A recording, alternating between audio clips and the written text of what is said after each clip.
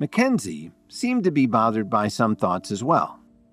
Featuring students from different classes and other organizations, Kevin was faced with fierce competition and was unsure if he could win in order to save Roger Knott.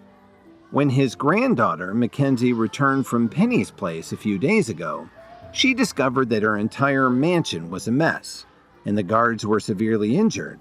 Her grandfather had gone missing, and when she asked those who were lucky enough to survive, she found out that high-ranking members from the top 10 organizations had worked together to capture him.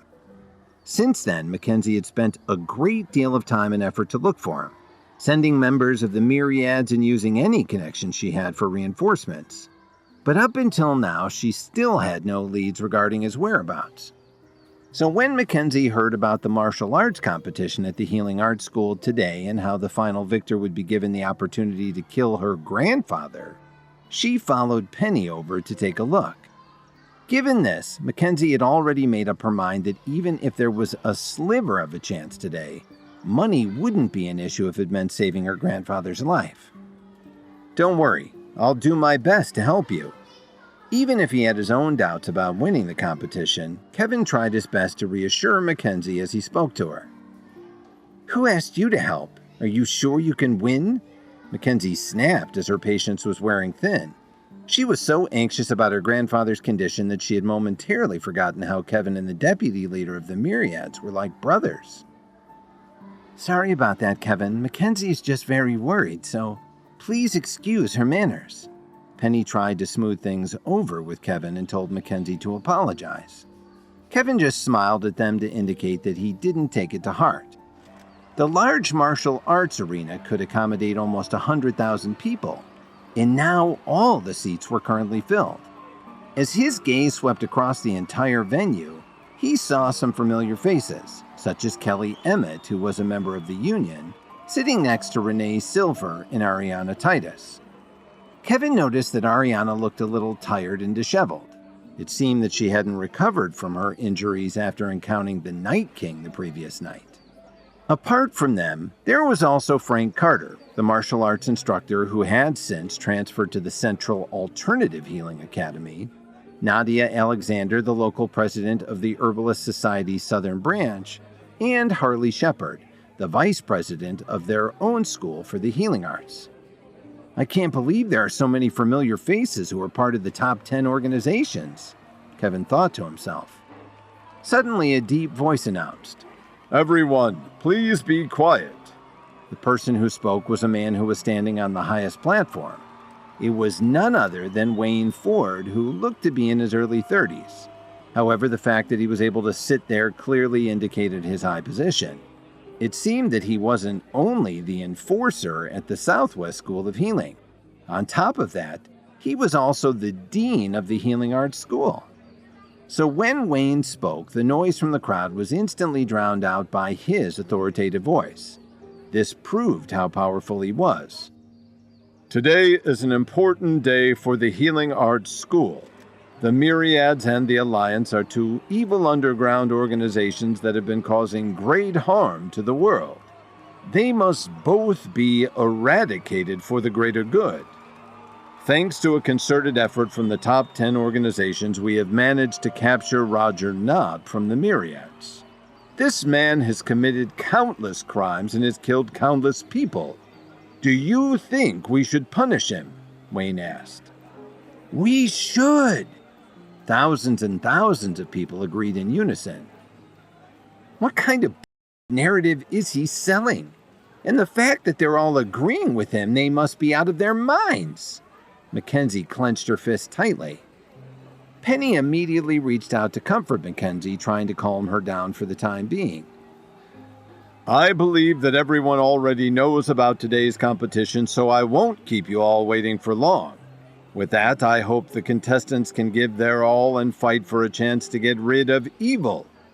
Wayne returned to his chair, satisfied with his convincing speech. The host of the competition didn't have Wayne's commanding voice, so he held a microphone in his hand and announced, "Now the competition shall officially begin.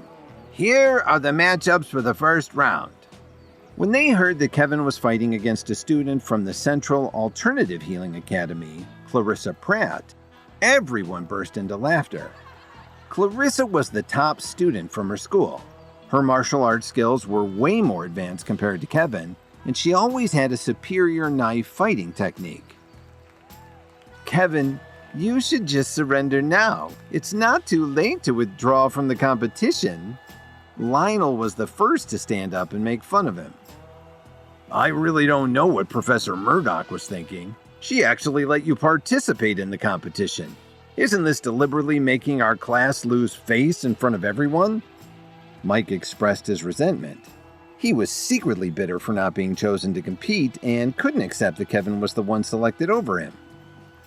Kevin, I know you're good at martial arts. Even Carter can't beat you. However, you should know your own limitations. Do you think you'll actually stand a chance against Clarissa? Luther sneered. What the hell is wrong with the three of you? If you're looking for someone to fight, I wouldn't mind kicking your ass right now. Dalton couldn't sit still any longer. These insults towards Kevin were getting way out of line. Dalton, calm down. They're just jealous. Don't waste your time with those three idiots. Kevin managed to get Dalton to calm himself, then turned his attention to Mike and the others. If any of you insult me one more time, I'll beat you up in the same way that I beat Carter. Everyone in their class instantly shut their mouths when they heard him. Many of them had witnessed what Kevin had done to Carter, so they didn't even dare to show any signs of mockery on their faces. Although Clarissa was quite the formidable opponent, Kevin wasn't someone that should be taken lightly either. While he was constantly dismissed by his peers for being a useless son-in-law of the Jones family, Kevin had proved everyone wrong so many times already. And even if all the people in their class gathered to fight him together, they still wouldn't be able to defeat him. Therefore, it was hard to say who would win or lose in the competition between the two of them.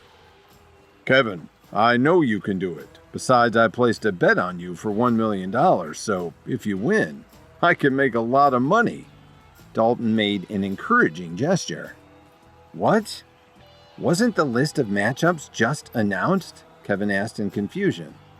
Yes, but half an hour ago, the host of the competition privately released the list of participants to some of the wealthiest individuals in attendance today to bet on.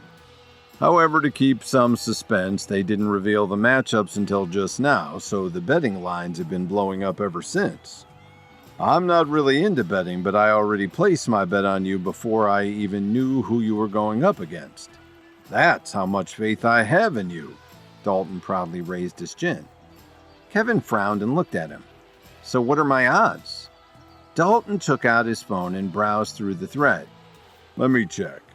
Right now, it's plus 2,700 for you and minus 300 for Clarissa.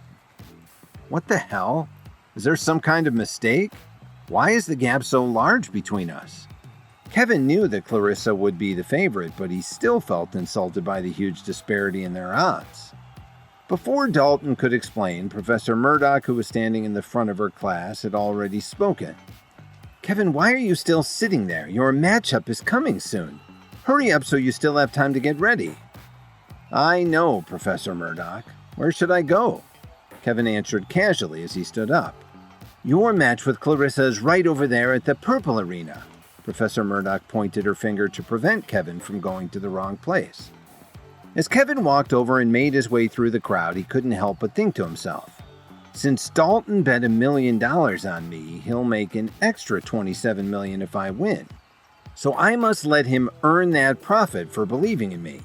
Besides, I don't want anyone to look down on me ever again. So I should really stick it to them.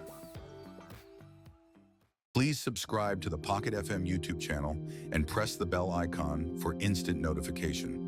Check out our channel for more such exciting shows.